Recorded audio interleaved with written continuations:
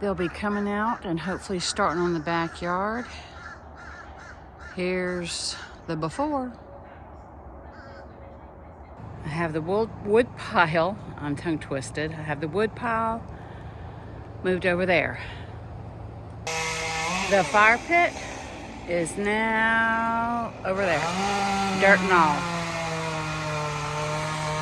Trees are coming down. I'm moving from the side, the right side of my house, all around. That's just a box.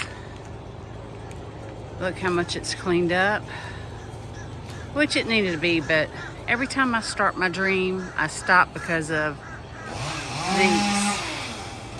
these trees.